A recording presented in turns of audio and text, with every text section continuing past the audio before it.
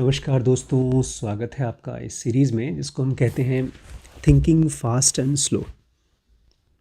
बहुत तेज़ी तेज़ी सोचना और धीरे धीरे सोचना, अगर इसको हम लोग ट्रांसलेट करते हैं तो मुझे लगता है ईश्वर देखता है लोगों का मन, किसका माइंड तैयार है, कितना तैयार है, और फिर उनको प्रसाद दे पाता है, देना तो चाहता है। तो डैनियल kahneman को ये प्रसाद मिला कि वो दुनिया को समझा पाएँ कैसे हमारा ब्रेन काम करता है, ख़ास तौर से अनसर्टिनिटीज़ में, जब चीज़ें पक्की नहीं होती। अब यही चीज़ बहुत कम लोगों को समझ में आता है कि लाइफ अनसर्टन है, ज़िंदगी की घटनाएं अनसर्टन हैं। तो डैनियल kahneman ने ये पूरा का पूरा रिसर्च इसी के लिए किया कि जो चीज़ें सर्टन हैं, पक्का हैं, वो तो हमारा माइंड कर लेता है। भूख लगी है तो पता चल गया, कितना खाना खाना है वो सब पता चल गया। लेकिन जहाँ पर अनसर्टिनिटी है वहाँ पर भी हमारे माइंड को लगता है कि सर्टन होना चाहिए, और इसी से होते हैं ब्लंडर्स। जैसे मुझे याद है, एक बार काफ़ी टाइम हो गया, मुझे याद नहीं कौन सी क्लास में था, शायद MBBS में था, नहीं उससे पहले। पिताजी ने पैसे दिए थे कुछ 1200-1300 रुपये टिकट निकालने के लिए, बम्बई से यहाँ इलाहाबाद का टिकट निकालना था। जब वहाँ पहुँचे टिकट लेने के लिए, तो रास्ते में एक आदमी जुआ खेल रहा था, मतलब जुआ खिला रहा था। तो 100 रुपये लगाओ 500 पाओ। मैंने कहा यार ये तो मज़ेदार चीज़ है, लगाते हैं 100 रुपये। एक बार 100 रुपये लगाए, 500 पा गया। मैंने कहा ये तो बहुत ही मज़ेदार है। उसने कहा आप लगाओगे 100 रुपये तो 500 नहीं 1000 पाओगे। फिर मैंने हिसाब किताब लगाया, ढेर सारा पैसा मिलेगा। तो मैंने सारे पैसे लगा दिए, 2-3 बार में लगाए, और फिर आप लोग जानते ही होंगे क्या हुआ होगा। सब गया, वापस आए, पापा को झूठ बोल दिया, पापा जी पॉकेट मार ली गई है माँ। बोलते कोई बात नहीं, सबके साथ हो जाता है। तो बहुत अच्छा रहा मेरे साथ ज़िंदगी में, बहुत ही अच्छा रहा कि पहली बार में ही उसने मुझे लूट लिया। उसके बाद कभी जुए की आदत नहीं लगी। लेकिन मैं देखता हूँ कितना सर्टन था मैं। 100 रुपये पाओ, 500 रुपये, 100 रुपये लगाओ, 500 रुपये पाओ। तो डैनियल kahneman कह रहे हैं, जो कुछ भी हमने खोजा, चालू किया, डिस्कवर किया, उसके लिए हर आदमी ने अच्छा नहीं बोला, हमेशा पॉजिटिव नहीं था। जब इसको खूब दूर दूर तक लोगों ने पढ़ा, तो कुछ लोग तो बोलने लगे कि माइंड के बारे में तुम गलत चीज़ बोल रहे हो। क्योंकि 2 चीज़ें इन्होंने काटी थी। एक तो ये माना जाता था कि ह्यूमन माइंड रैशनल है, मतलब समझदार है, और जब भी अनसर्टिनिटी होती है तो सही डिसीजन लेता है। तो इस चीज़ को उन्होंने काट दिया था। और दूसरी लोग ये मानते थे कि अगर कभी हमने कोई बेवकूफ़ी की, मतलब हमने इरैशनल चीज़ किया, तो वो इमोशन की वजह से, हमारे डर की वजह से, हमारे अफेक्शन की वजह से, भाई हम किसी को बहुत पसंद करते हैं तो हम इरैशनल डिसीजन ले लेते हैं। ये दोनों बातों को उन्होंने काटा। मैं इसको थोड़ा सा आपको जिनोवा की भाषा में समझाता हूँ। जिस समय हम बहुत परेशान हैं, डरे हुए हैं, तो हमारे विचार गड़बड़ाए होते हैं। लेकिन जब हम नॉर्मल हैं, बहुत बार तब भी हमारे विचार गड़बड़ाए होते हैं। ये कह रहे हैं विचारों के ऊपर आप भरोसा नहीं कर सकते, ये कह रहे हैं। तो इन दोनों बातों को जब इन्होंने बताया तो लोग कहते हैं अरे ऐसे कैसे, मतलब लोगों ने इसको पॉजिटिवली नहीं लिया। और जैसा कि सभी विज्ञान में होता है, कुछ लोगों ने हमारे इस रिसर्च को खोजा और उसको और अच्छा बनाया, रिफाइन किया, और बाकी कुछ लोग ऐसे थे जिन्होंने कहा ना ना, ये आदमी जो गलत डिसीजन लेता है ना, उसका कुछ और कारण है, माइंड की कमज़ोरी नहीं है। लेकिन पूरी दुनिया में अब इस चीज़ को एक्सेप्ट कर लिया गया है कि हमारा माइंड ससेप्टेबल है सिस्टमिक एरर्स के लिए।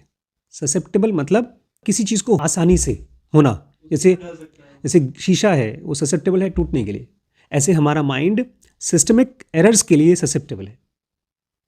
अगर आप कार में जा रहे हैं तो एक्सीडेंट ज़्यादा पॉसिबल है, एक आदमी ससेप्टेबल ज़्यादा है, और वहीं पर आप घर पे बैठे हैं तो रिलेटिवली कम एक्सीडेंट की ससेप्टेबिलिटी है।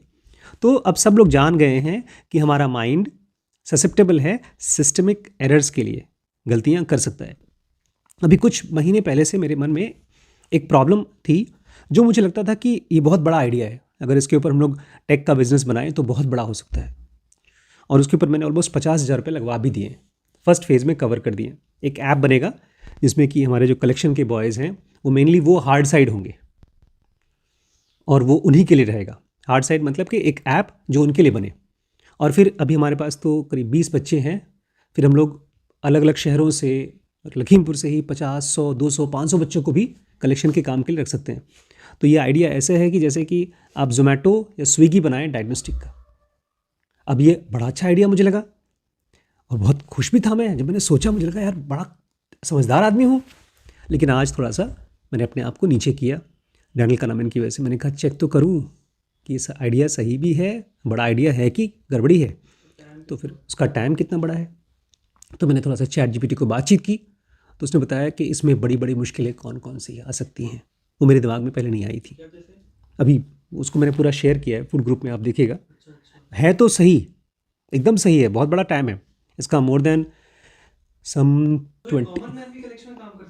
नहीं, कॉमन मैन कलेक्शन का काम नहीं कर सकता, लेकिन अभी तक कलेक्शन के काम के लिए जो डिग्री चाहिए वो बहुत आसान है। इसको बोलते हैं फ्लेबोटोमिस्ट। खून निकालने वाला जो काम है उसको बोलते हैं फ्लेबोटॉमी।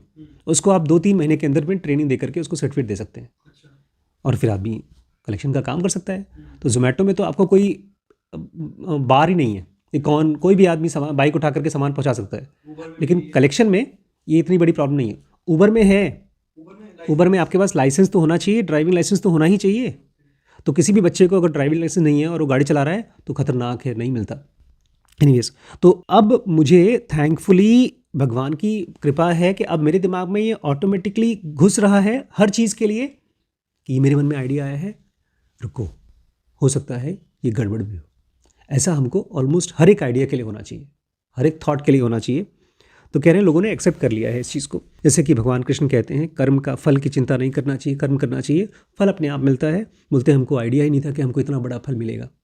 हमने जो रिसर्च किया जजमेंट पे, इसका असर साइकोलॉजी से ज़्यादा सोशल साइंस पे था। मतलब कि कोर्ट कचहरी कैसे चलती है, लोग खरीदारी कैसे करते हैं, लोग बड़े बड़े इन्वेस्टमेंट कैसे करते हैं, वगैरह वगैरह। बहुत बड़ा असर निकला। कहते हैं पहले तो हमने जजमेंट के ऊपर में कि कैसे हम सिचुएशंस को जज करते हैं उसके ऊपर रिसर्च किया, और फिर फटाफट हमने अपने इस पूरी चीज़ को शिफ्ट कर दिया अपने माइंड को कि कैसे हम डिसीजन लेते हैं अनसर्टिनिटी में। अनसर्टिनिटी मतलब जब चीज़ें पक्का नहीं होती तब। और हमारा उस समय गोल ये था, एक साइकोलॉजिकल थियरी बनाएं, एक माइंड की थियरी बनाएं कि लोग छोटे छोटे जुओं में, सिंपल गैम्बल्स में कैसे डिसीजन लेते हैं। छोटा सा एक्सपेरिमेंट है आप लोगों के लिए, एक जुआ है। एक सिक्का उछाला जाएगा, अगर वो हेड्स आया तो आप जीतेंगे $130, अगर वो टेल्स आया तो आप हारेंगे $100। अब बताइए, अगर मैंने आपको एक सिक्का लिया, उछाला, हेड्स आया तो $130 मिलेंगे, टेल्स आया तो $100 आपके जाएंगे। तो खेलेंगे? आप खेलेंगे नहीं? आप भी नहीं? तुम तो खेलो यार, तुम भी नहीं खेलोगे? तो खेल रहे हैं, ठीक है। तो किस पर लगाएंगे? हेड्स पे लगाएंगे। तो इस तरह की चीज़ों का लोग टेस्ट करते थे। अच्छा, आगे देखते हैं क्या बोल रहे हैं। अभी इसका रिजल्ट क्या होगा हम बाद में डिस्कस करेंगे। लेकिन इसी तरह के ढेर सारे एक्सपेरिमेंट्स लगाए इन्होंने कि अगर ये किया तो जीतोगे, ये किया तो हारोगे। क्योंकि इस तरह की चीज़ों को पहले किया जाता था साइकोलॉजी में, देखने के लिए कि लोग कैसे डिसीजन लेते हैं, क्योंकि ये अनसर्टिनिटी है। एक सिक्का उछाला, वो टेल्स आएगा कि हेड्स आएगा, ये तो अनसर्टिनिटी का एकदम साफ साफ एग्जाम्पल है। बोलते हैं यहाँ पर भी हमने देखा सिस्टमेटिक बायस, मतलब हमारा दिमाग बार बार गलती करता था, सिस्टमेटिक बायस था। देखिए अभी वो हुआ कुंभ मेला, कुंभ का प्रोग्राम हुआ, आप भी गए। आप तो एकदम उस तरह से गए जिस तरह से भगवान शंकर खुद ही जाते हैं। इन्होंने कहा हम तो जाएंगे। इनके पापा भी बीमार थे वहाँ पर, बता रहे थे इनके पापा ने, मम्मी ने और उनके बेटे ने खाली पानी पी करके वहाँ 1 महीना रहा, गंगा जल पी करके। और ये भी गए थे मोटरसाइकिल से, यहाँ से 300-350 किलोमीटर गए थे। बता रहे थे कि 63 करोड़ लोग नहाए हैं। हम लोग नहीं गए, मैं जाता वैसे, लेकिन इस समय मैं नहीं गया बिकॉज मेरे दिमाग में ये बात थी वहाँ पर पोल्यूशन होगा, गंदगी होगी और बीमारी होगी, और मेरे पिताजी माताजी वहाँ थे। लेकिन एक चीज़ हुई जो बहुत सालों बाद हुई। इसके पहले कई साल तक मेरी दादी वहाँ पर कुंभवास करती थी, कल्पवास करती थी पूरे महीने, लेकिन कभी नहीं हुआ। इस बार हुआ और वो था स्टैम्पीड, कई लोग मरे। अब ये चीज़ मीडिया से छुपाई गई। क्या ये रैशनल चॉइस था कि 60 करोड़ 40 करोड़ लोग वहाँ इकट्ठा हों? क्या ये समझदारी थी? लोग जा रहे थे, क्यों जा रहे थे? क्योंकि लोगों को पहली बार लगा, इतने सालों में पहली बार लगा कि अगर गंगा जी में नहा लेंगे, इस डेट को नहा लेंगे तो हमारा भला हो जाएगा। ये डिसीजन रैशनल था कि इरैशनल? ये इंसानों ने किया और कम से कम 100-150 लोग वहाँ मरे होंगे। उसके बाद एक और स्टैम्पीड हुआ दिल्ली में, उसमें भी ऐसे ही 200-300 लोग मरे होंगे। उस पूरी चीज़ को छुपा दिया गया। लेकिन एक बड़ी इंपॉर्टेंट चीज़ है, पिछली बार जब स्टैम्पीड हुआ था कई साल पहले, शायद 1982 में, उसका न्यूज़ जब इलाहाबाद में पहुंचा था तो हर एक घर में लोग घबरा गए थे, डर गए थे। उसके बाद से कई सालों तक भीड़ नहीं इकट्ठा हुई थी वहां, लेकिन इस बार फिर से भीड़ उमड़ी है। क्यों उमड़ी? किसकी वजह से उमड़ी? क्योंकि एक चीफ मिनिस्टर को यह लगा एक बहुत अच्छा मौका है भीड़ को इकट्ठा करने का, और अगर भीड़ इकट्ठा होती है तो न्यूज़ इकट्ठा होती है। इतनी भीड़ तो पूरे देश में कम से कम कितने स्टेट्स हैं और कितने स्टेट के चीफ मिनिस्टर्स हैं? 30-40-50 के करीब होंगे। किसी स्टेट के चीफ मिनिस्टर के पास इतनी ताकत नहीं थी कि 40 करोड़ लोगों को इकट्ठा कर ले। इससे उसको फर्क नहीं पड़ा कि 200-300 लोग मर जाए, इससे उसको फर्क पड़ा ही नहीं। मैं बताऊं क्यों? क्योंकि उसके दिमाग में एक सिस्टमेटिक बायस है कि अगर 100-200-500 मर भी गए तो कोई फर्क नहीं पड़ता। अगर ऐसा हुआ होता, उसके दिमाग में ये घबराहट होती, तो वो इस तरह की भीड़ को इकट्ठा नहीं करता। अभी कल ही मैंने न्यूज़ देखा, वैसे तो बहुत ही ताना मारा है उस न्यूज़ में। मैं डॉक्टर साहब को सुना रहा था कि पिछले 6 महीने से मार्केट गिर रहा है, गिर रहा है, गिर रहा है, गिर रहा है। कह रहे हैं कि आम आदमी के पास खाली खाना खरीदने का पैसा है, वही खरीद रहा है, बाकी कोई चीज़ खरीद नहीं रहा है। इसी वजह से अच्छी अच्छी बड़ी बड़ी कंपनियां, टाटा जैसी कंपनियां, हिंदुस्तान यूनिलीवर जैसी कंपनियां, उनका मार्केट शेयर गिर रहा है। चूंकि मार्केट शेयर गिर रहा है इसलिए लोगों की सैलरी गिर रही है। लोगों की सैलरी गिर रही है तो लोग डर रहे हैं कि कहीं सारों नौकरी से निकाल दिया जाए। इतनी लंबी गिरावट मार्केट में कभी नहीं आई है, इससे पहले कभी नहीं आई। तो जिस चैनल में मैं देख रहा था रवीश कुमार का, तो बोलता है ठीक बात है, अगर ऐसा होता है तो देश के प्रधानमंत्री का तो काम यही है, जाएं और सफारी में फ़ोटो खिंचवाएं, जाएं मंदिरों में पूजा करवाएं, जाएं दिल्ली में कोई वो हो रहा है मुशायरा और शायरी हो रही है उसमें बैठें और वहाँ फ़ोटो खिंचवाएं। और हमारे जो प्रधानमंत्री हैं वो तो 24 घंटे काम करते हैं, 7 दिन काम करते हैं। क्या ये चीज़ भी काम में आता है? पूरा देश घबरा रहा है, सब पूंजीपति गरीब आदमी भी परेशान है कि हमारी पूंजी खत्म हो रही है, और उनको कोई चिंता ही नहीं है। आखिर चिंता क्यों हो? ताना मार रहा था।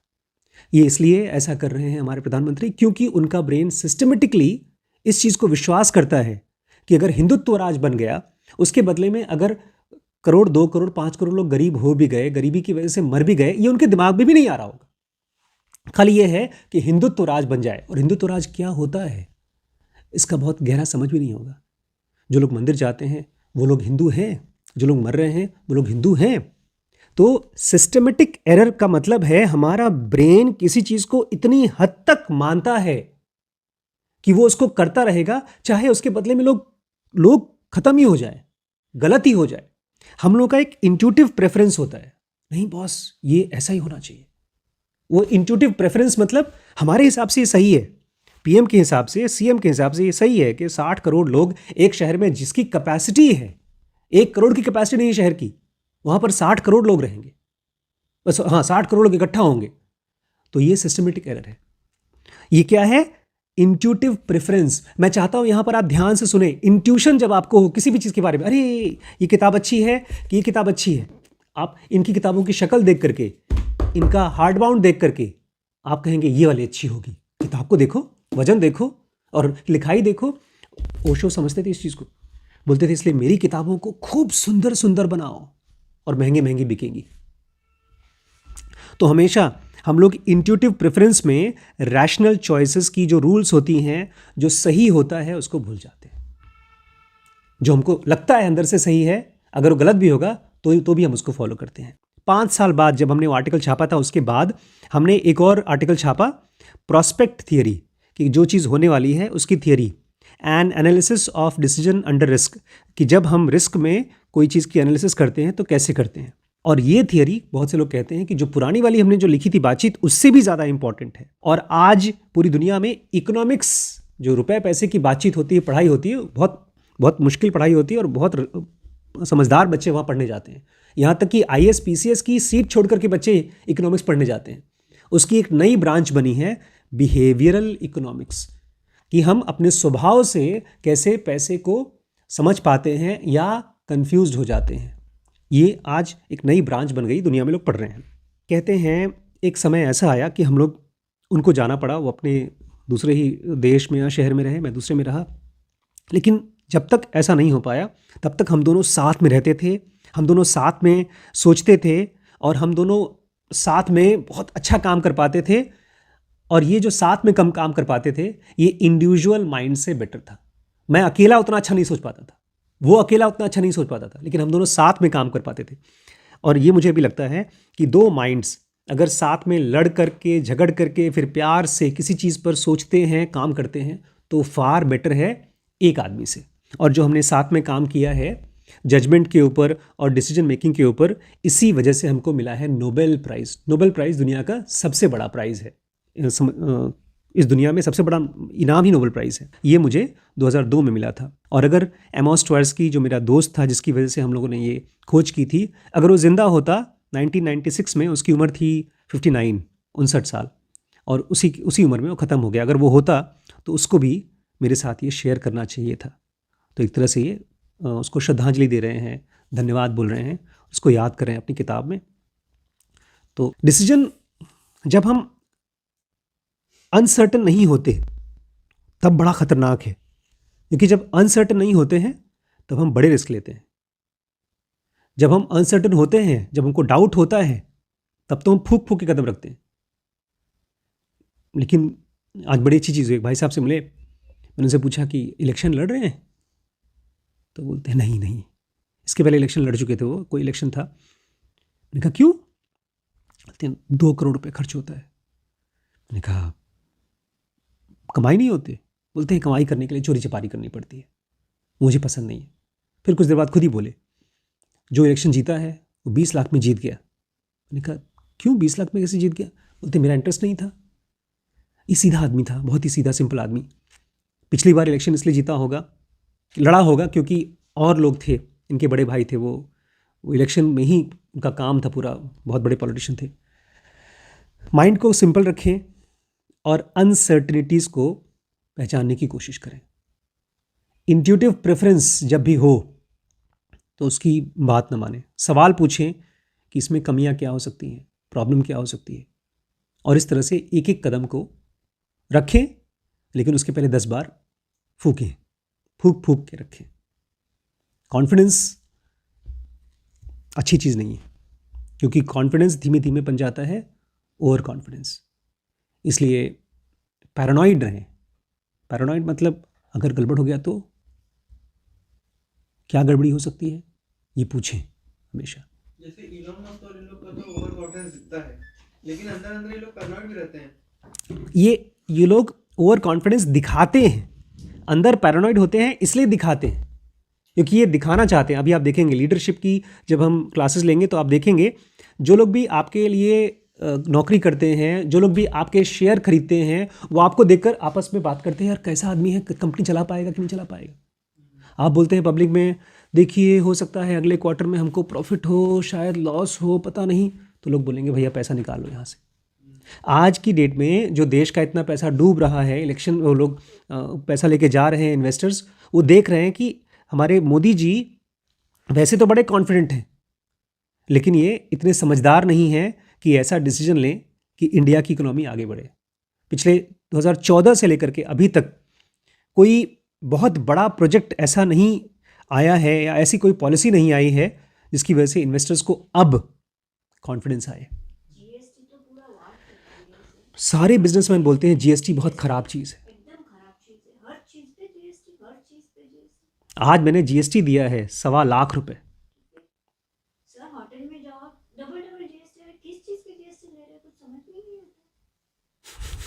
सारा बिजनेसमैन बोल रहा है। इनफैक्ट जब से जीएसटी आया है और कोविड आया है, सारे छोटे छोटे कंपनीज एमएसएमई बोलते थे खत्म। इसलिए मैं डॉक्टर साहब से बोल रहा था, इसके पहले के प्रधानमंत्री थे मनमोहन सिंह। वो इंटेलेक्चुअल थे, इकोनॉमिस्ट थे, और उनकी वजह से बहुत सी ऐसी पॉलिसीज़ आई जो देश को .com के टाइम पर 2008 के टाइम पर बचाई, नहीं तो वो सब क्राइसिस इंडिया में भी आ जाता। और यहाँ पर हमारे दिमाग में ये हमको क्या दे रहे हैं, इंट्यूशन, हमको बायसेस क्या दे रहे हैं कि तुम्हारा हिंदू समाज है, तुमको हम मरने नहीं देंगे, तुमको लूटने नहीं देंगे, मुसलमान आएंगे तो हमको बचा लेंगे। बट हिंदू और मुसलमान है कौन?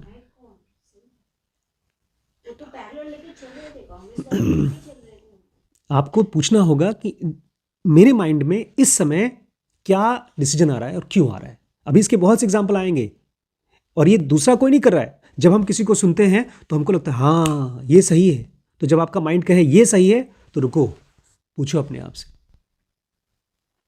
आज एक पेशेंट आई, इसके बाद क्लास खत्म करते हैं।